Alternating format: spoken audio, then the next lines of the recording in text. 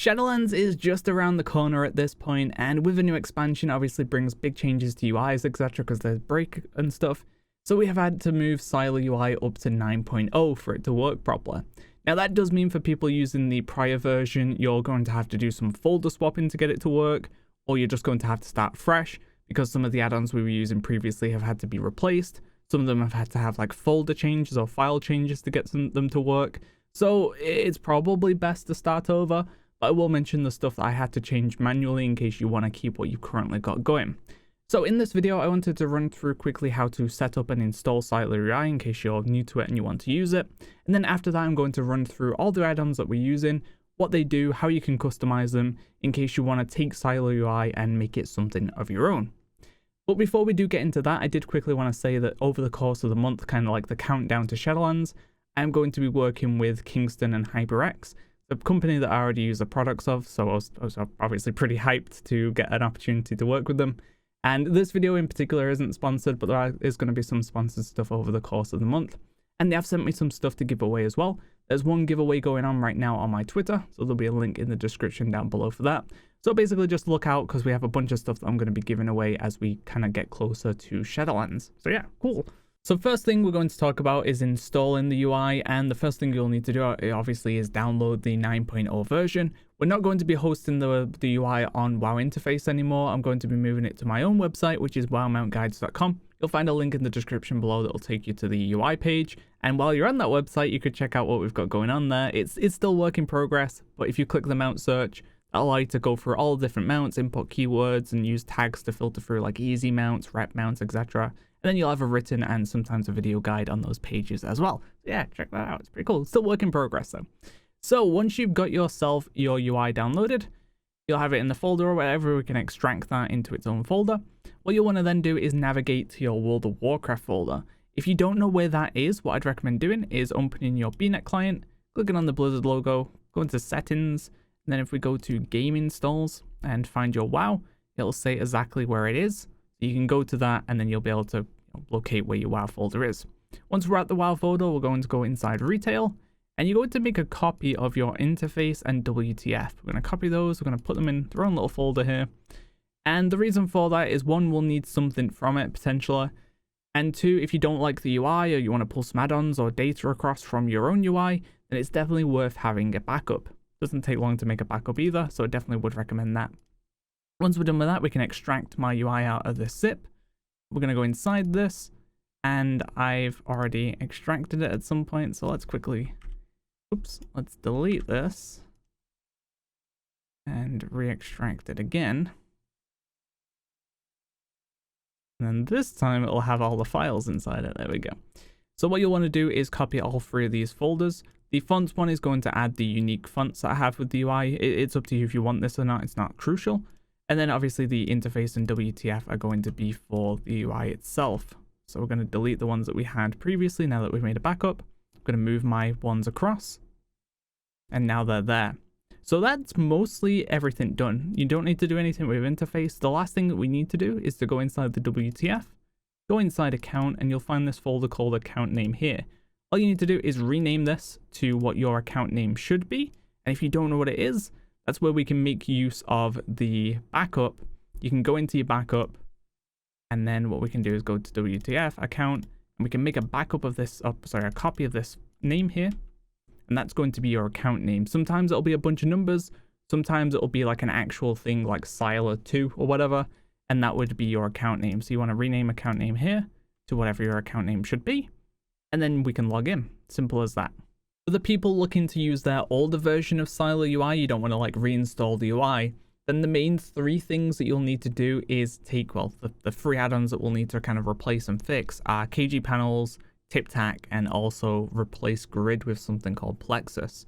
So to do that, head inside SyilerUI, you'll have to download it, go to interface, add-ons, and then within here we'll find first of all KG panels. We're going to take both of these folders, and then we're also going to find Plexus. We're going to take that, and then finally we'll find TipTac. You want to take all of this and then put this into your own interface folder, and we'll be good to go. And then before you log in though, then you'll want to go out of that, go to WTF, go to account, and then inside this we'll find our saved variables, And then you want to do the same thing. So look through this, find KG panels, find TipTac,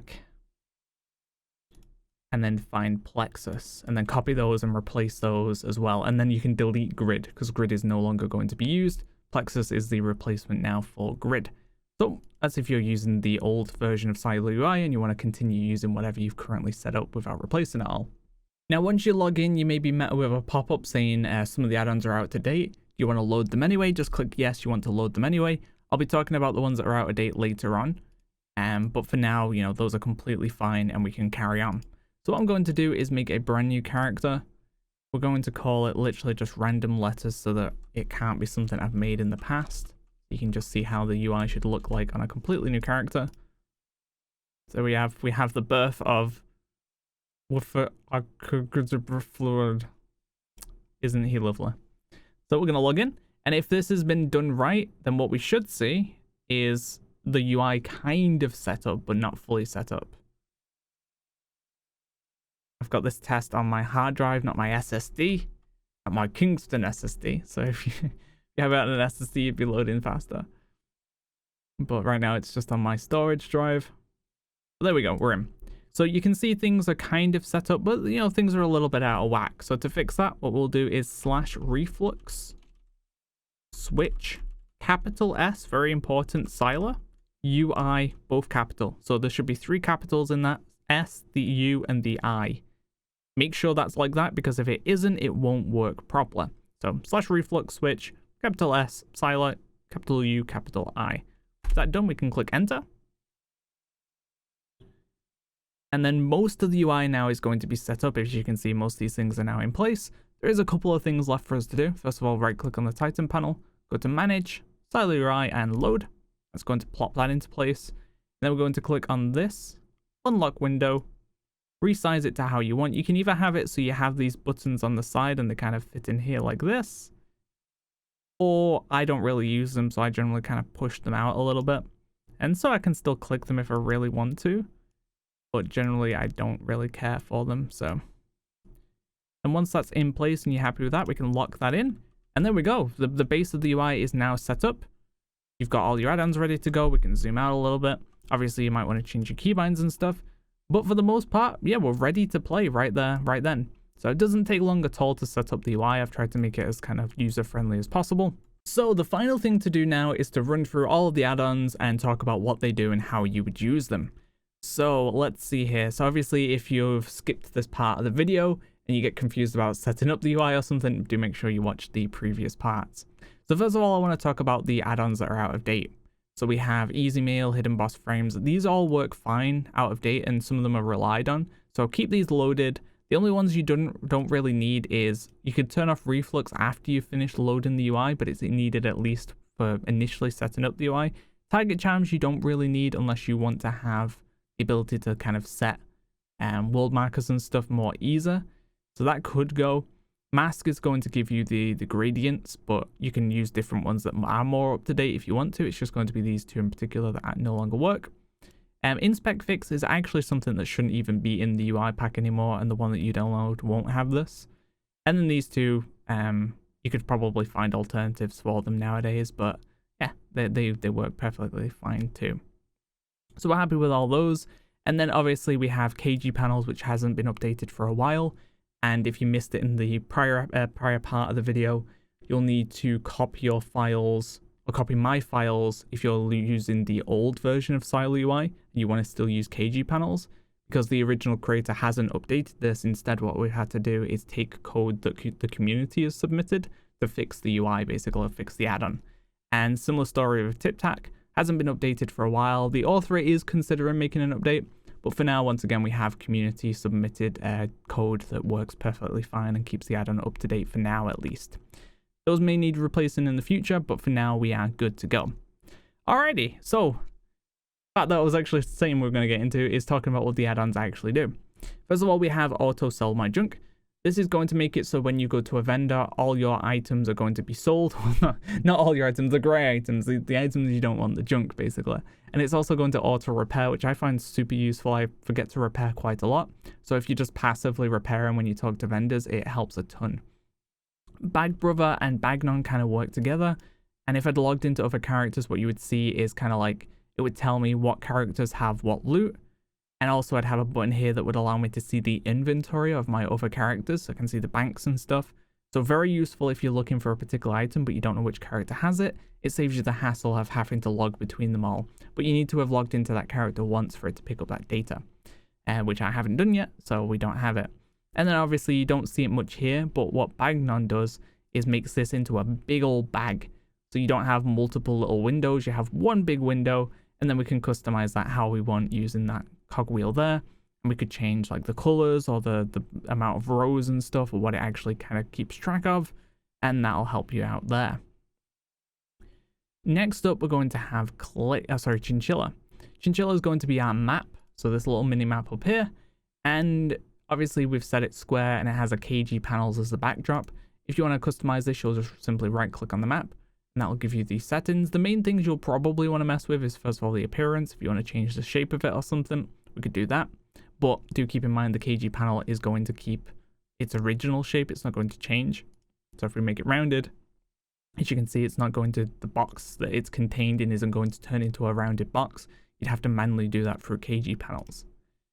So we could also do show hide, so you don't want to see the calendar. We can get rid of that here too.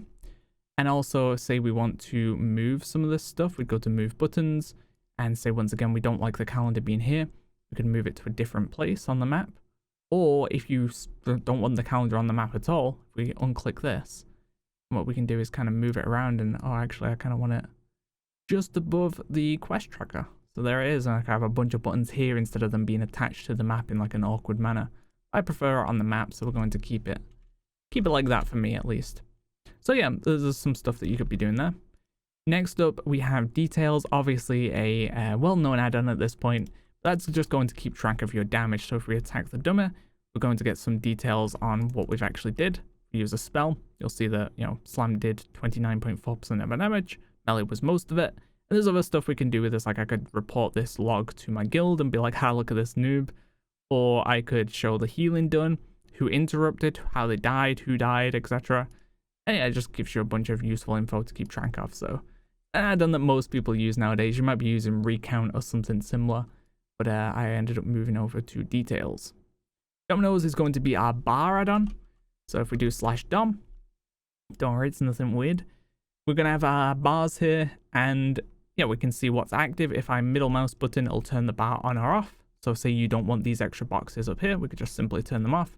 Or say you don't like the menu bar being hidden up here, we could right click it and I could make it so that it doesn't fade when moused over or anything along those lines. So say you don't like that whole fade out kind of thing, I could turn that off. But I like it kind of being a little bit hidden, so I like it like that. But yeah, if you don't like it like that, then there's a bunch, and you can even turn off certain things. Say you don't want to see the escape menu, you always press escape yourself. You could just straight up turn it off, and you're going to see the bar's going to condense itself a little bit. And then you can move these around if you want to, and you can set them up so that they'll kind of like click into place. So if we set sticker and we get to the top of the screen, it's going to try and like stick things to certain places on the window like that. But I prefer freeform, so we're not going to bother with that. So yeah, a bunch of stuff you can be doing here. You could change the length of bars as well. Say we want this to have more columns, we can just do that. Or we want it to have more rows, etc. We can do that too. So a ton of stuff you can be doing with this. And then you can also manage your keybinds through here too. Very similar to the Blizzard UI, except the Blizzard UI never used to do this. But we can just mouse over a spell and say we want this to be my mouse button 1. There it is. It's now going to be my mouse button 1. Simple as that. So next up we have, and then obviously Dominoes has a bunch of components with it. So easy mail is something that you don't necessarily need to keep if you don't want to, but what this is going to do is allow us, actually I can quickly show you. If we head over to our mail, it's not going to get its full kind of effect right now, but say you've got tons and tons of pages of stuff and you want to loot them all, you could click this and this will mark every single item in your mailbox, and you'll click this get, and it's going to loot all of those items for you. So great if you're consistently selling a lot of stuff on the auction now, so you're doing old school raids and you don't loot the items, they get mailed to you, you can just loot them in bulk and then do whatever you need to do with them. And then you can mark individual pages, or you can mark, you know, deselect, or you can just tick boxes as you go along. Pardon me, sorry about that. So that is easy mail, obviously very optional. I don't know, we don't need it for the UI at all. Hide boss frames, what this is going to do is, I don't like, say for example you're fighting a boss where there's 3 bosses. I don't like having the Blizzard UI where it has like the bosses on the right hand side of your screen, so I use this to basically just get rid of those. As I mentioned before, inspect fix shouldn't actually be in the UI. I think I mentioned that. But yeah, that add-on should be gone, so in the version you download that actually won't be there. KG panels is quite a lot of the UI. So if we do KG panels space config, it's going to bring this up. And then if we go to active panels, it's going to show us all the panels that are currently being made and used. And then, so how this works is you make a panel and then you attach it to kind of like a thing, or you can just even just have a panel free floating if you really wanted to. But say for example, the target frame, when I target someone, what it does is understands that it's attached to this pitbull target frame and will put the box around it when the frame is there. If you don't hook things properly, then what will happen is it will basically always be there or never be there. So you need to make sure that if you're making new frames and you want them to be attached to things, you need to understand what it's actually trying to be attached to, otherwise it won't work. So you can see here, if we scroll down to parent and anchor, you can see that it's anchored and parented to this pitbull frame, so it understands, okay, this is what I'm attached to, and when that frame's there, I'm going to be there, basically. And then you can, do whatever you want with the panel itself. If we open it up, you can start messing with the textures, etc. And also, if you're looking to use KG panels, I would recommend using shared media and lib shared media. And what that allows you to do is basically add more kind of graphics and stuff to KG panels that you can use in your UI. So if you want to get really fancy, then that's what you can do with those as well. So yeah, KG panel is quite important, and it basically handles all of these black boxes that you see. So definitely quite a cool add-on. But as mentioned before, it doesn't work anymore by default. You are going to need to download my version and take that out of the folder if you want to use KG panels, or you're going to have to download it from the author and then find the community created fixes and apply them yourself. So I just mentioned what lib shared media does, so we don't need to go through that. Mask and its various components basically adds this kind of gloss to your buttons. If you want to have like a cooler looking buttons, then you'll use this. Let me show you what it looks like if we actually turn it off. So you're going to see the buttons just don't look as nice anymore. They're a lot more blocky and stuff. So mask definitely adds a nice little effect there for your buttons.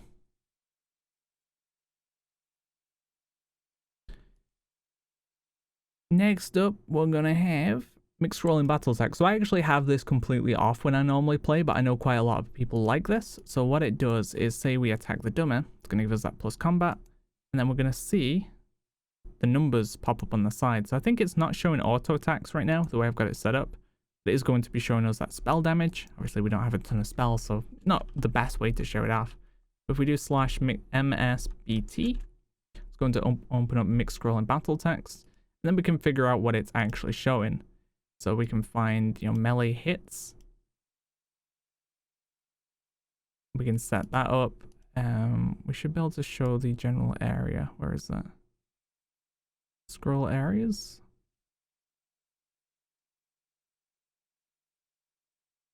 There we go. So you can set where they're going to be. So this is going to be incoming damage. It's going to be outgoing. So if you get hit, it's going to be showing up there. If you do a damage, it's going to be showing up there. If something important like a killing blow or something happens, it's going to show up in the notifications. So you can change all that. And then there's a bunch of triggers as well. So say for example, get a killing blow. I think it's under this events. There we go. So killing blow, for example, you could set this to be, lol noob. And then every time you kill someone, it would say lol noob. Or you could set it to have a sound or something as well, so you really know. You get really excited every time you get a killing blow, So there's a lot you can do with this. I generally don't like having numbers on my screen, though. I just feel like it's unnecessary clutter, so I actually don't play with any numbers at all. I don't like seeing tons of little numbers. Instead, I'll use recount or details or whatever to track all my numbers. Yeah, that is mixed scrolling battle text if you do want to use that. Obviously, a stronger version of Blizzard's base, just scrolling battle text numbers. OmniCC, it does very similar to what the base Blizzard UI does, except say for example we use this button, you're just going to get like a nicer visual on your cooldowns.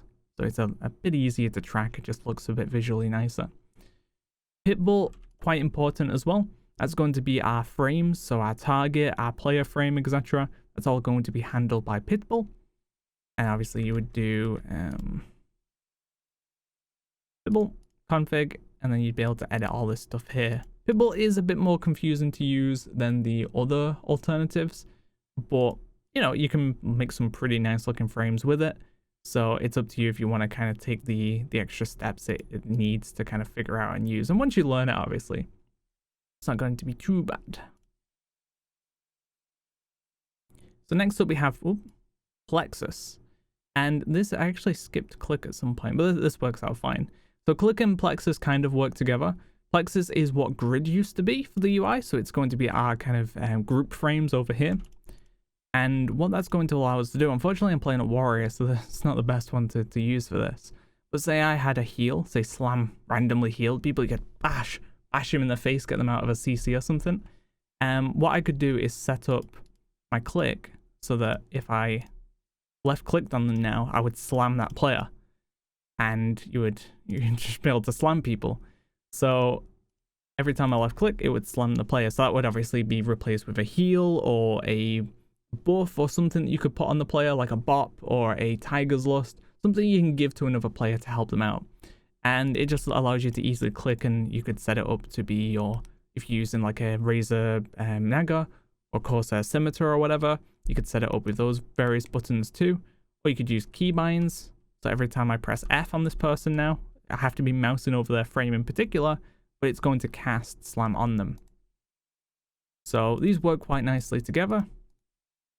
And then if you want to blacklist things, so say for example I set this up so left click will heal, I click on Pitbull, it's probably going to try to heal through Pitbull as well. So we're going to go to options, frame blacklist, and then if we scroll down we can blacklist all of the Pitbull frames. So no matter what I do, I'm never going to interact with these frames, I'm only going to interact with these ones, and that's if you want that. Some people don't like that because they like to still be able to right click and, you know, kick people from the group or whatever. They can still have that option there too. Next up we have Prat, and this is basically just going to be some better chat functionality. For example, if someone sends you links, you can click the link and kind of copy it, or you can just do some improvements to your general chat experience. If we take a look, like it can even make links for grats and stuff. So say someone gets an achievement, it'll just make an automated message or whatever. So yeah, it just makes the chat experience a little bit nicer and gives you a bit more customization and flexibility with the chat options. So next up, we're going to have Quartz, and this is just going to be our, I can't cast on this character, but this is basically just going to be our cast bar. Next up we have Raven, and Raven is quite a big part of the UI as well. So Raven's going to handle, can't move this, oh, there we go. Raven's going to handle our buffs if we had them up here. Actually, I think we can get a buff. There we go. So you'll see the buff. It's going to keep that up there. And it's also going to handle our temporary buffs above our character frames as well. So say, for example, we use Blood Fury now. You're going to see this is going to give us a nice little countdown. And we'll see that as it progresses. And it's going to be contained within a KG panel box as well. And there's a bunch of stuff you can do with this. Obviously, people have started moving over to weak auras for a lot of this stuff. But this makes it a little bit easier to work with KG panels still. So I like it for that reason. But if you can tie it so you can make it so certain debuffs or buffs or whatever would appear bigger on your screen, or in certain places, say for example your paladin, you want bubble to appear just to the right here, and then that's clickable so you can get rid of bubble easier. That's something you can set up as well. So there's quite a bit of power in Raven. Once again, a bit more of a complex add-on to use, and out of the box it's just going to work for you. But yeah, overall not a bad add-on either, and as I said, it does power quite a lot of the stuff on the UI. So next up we're going to have Reflux, which is literally just there to, it basically combines all of the profiles into one. So when we do that /reflux switch, it's going to move all of the profiles to what the profile is I set up. So it just makes it a lot faster to set up UIs. And every time you log on a new character, you can just do /reflux SyilerUI, and it's boom, it's going to set up like 99% of the UI for you. Starcause, this is actually one of the more popular add-ons people ask me about, and it's basically just going to be this light that moves when you move your mouse. It's bigger the faster you move. I got this because in raids I found that spell effects are getting kind of crazy, and I kept losing my mouse on the screen. So now I can just shake my mouse a little bit and I'm like, okay, I'm on the top left corner now, and I know where my mouse is a lot easier. Target charms isn't really needed, but basically what this does, if we do target charm / setup, you'll see in the top left corner here, and it only happens when we're in a group, is we'll have these things to easily mark things. And then also for world markers as well. If we were in a raid group, you can easily put down world markers. Not really a needed add-on, but it's there just in case you want that functionality, and you can turn that off if you'd like.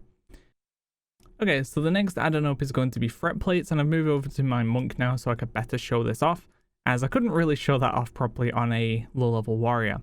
So this is going to be the kind of, unit plates above the enemies and stuff, and we'll see various things. So if I put a debuff on the target, you're going to see that happens there, and I can get a nice visual indicator. Okay, it's got 6 seconds left, 5 seconds, etc. And then say, for example, I put the target in CC, I'm going to get that nice big box above their head showing, okay, there's 56 seconds. Like, I don't have to target them to know how long's left. I'm going to get that nice visual indicator. And if targets have buffs as well, important buffs, it's going to show you those visually above the target as well. So it just gives you a lot of information. I do like how these look. And then if you're a tank as well, that's where additional functionality comes into play. These threat plates can be set up so they'll change color based on your aggro. So they could be like green if you have threat, going to be yellow if you're kind of losing threat, and then going to be red if you don't have threat. So you can easily see which mob is kind of running off and killing people. You can also change the way that the frames stack. So it has a bunch of settings, but if you do /TP, we're going to be able to see. And if you don't like always having the nameplates up, we can turn that off, and it's only going to show me the one that I'm actually in combat with. And then you have the threat system, obviously I was talking about a moment ago, and we can change exactly how that's going to look and work. You can even have little art options as well to show you the threat. So, and it can work with totems. You can change the way totems appear.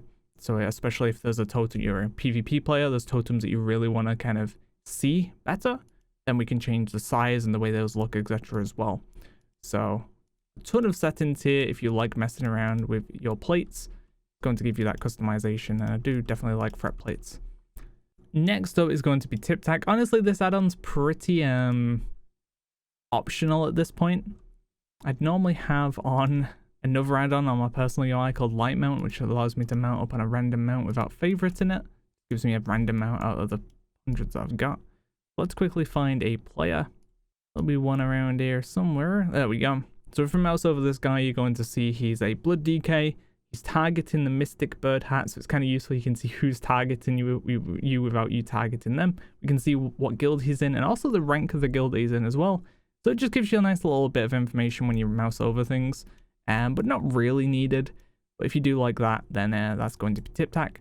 And as mentioned before, you will need to take the files from my version if you want it to work, or you'll need to take the community-based code to get your own version to work. Next up, we have Titan panel, and that's going to be these bar at the bottom. Gives us that, base information like latency, FPS, etc. And we can customize this as well if you wanted to have some other things on there as well. So say, for example, you wanted to show some various different things, then we can change what's actually shown there too.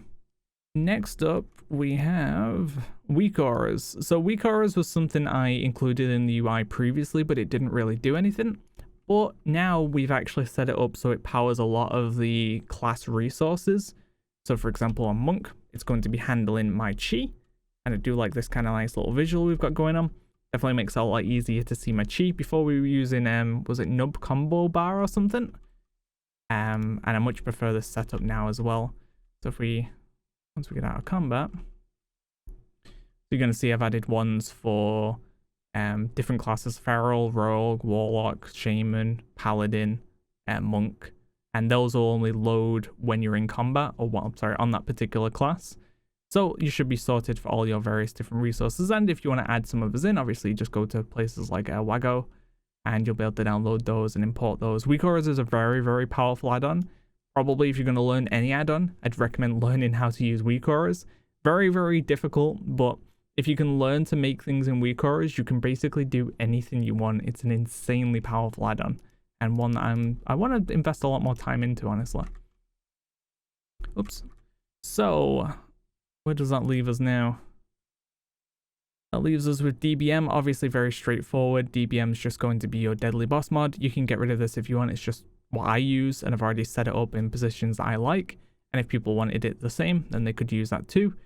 But you can replace this for bigwigs or whatever it is you use for your boss stuff. And some people even use weak auras purely as their boss thing now, because there's some really good weak auras out there that will contain all the boss effects, make noises, etc., put you in positions, tell you where to go.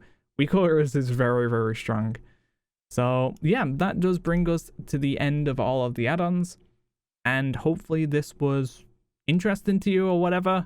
If you're using the UI, then enjoy. I'm going to be keeping it, mostly up to date. So if you need a new version, then keep checking out on the website, and I'll mention what version it is. It's going to stay 9.0 for now, and then I'll probably for major patches, obviously it'll move to like 9.1, and then for minor updates it'll be like 9.01, 9.02, etc. So you know which version you're currently on. So yeah, outside of that, look out for more videos coming soon. Going to be a ton of stuff going on in this month leading up to Shadowlands. Ton of videos, ton of stuff going on with HyperX and Kingston, so look out for that stuff as well. But yeah, outside of that, thanks for watching, guys. See ya.